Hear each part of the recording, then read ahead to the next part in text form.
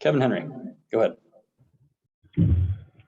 Hey, buddy. I saw Nunez is behind the plate today. Just seeing how Elias is doing today. He's doing fine. He was fine after the game. No restrictions for Elias. He's doing fine. Thanks a lot. Appreciate it. You got it. Anything else, everybody? Patrick Saunders, go ahead. Hey, buddy. Speaking of Elias, I know how pleased you've been with his all-around play and particularly his improvement at the plate. Sure. How has he handled the daily grind of a long season? I mean, he's put in a lot of innings behind the plate, and I know that's tough, and it's doubly tough when you do it in Colorado. How's he handled that in your estimation? No, he's doing fine.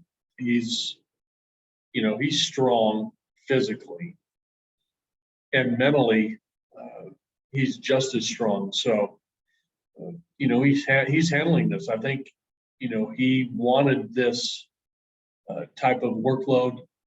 I think all players do. But, to your point of, here in Denver, really from start to finish, he was going to be on our team because of his talent. But it's a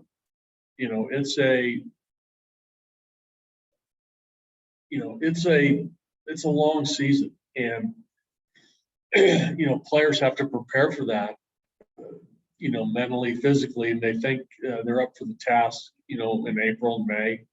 But until you go through it a couple times and realize how long it is and the toll it takes on your body,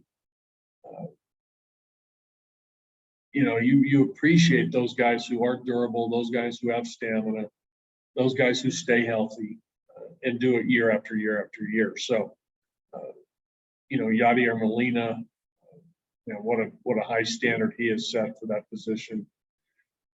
Generation ago, Jim Sundberg. I mean, there's some others, but the guys who catch a lot, and that is what a athlete, mentally tough competitor. Just the physicalness to be able to do that at that position, it's remarkable. But Elias is doing fine. He's doing great. He comes to the ballpark every day with energy. He's fresh.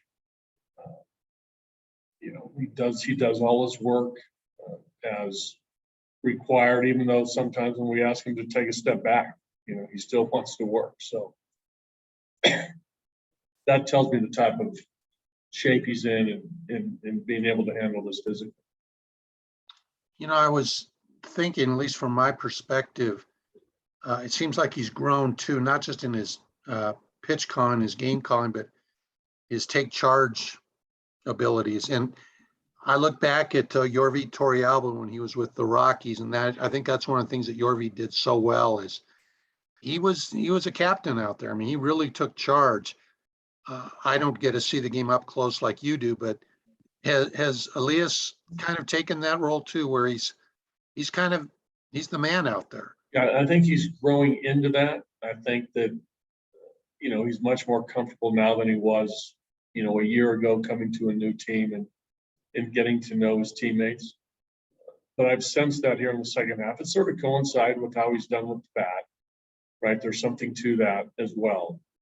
The confidence in your play can at times bring out the best in your leadership and your personality. So he's doing a good job there. I mean, there are times when, he'll pop out and make a mound visit without being prompted by Steve or I.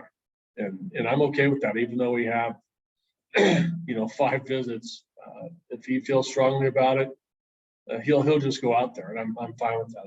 I've never restricted him to make a visit, so I like that part. But even the on mound discussions that we have, he's engaged and adds his opinions to whether it's pitch selection, how we're going to pitch a guy, first and third situation. He's present, which is great.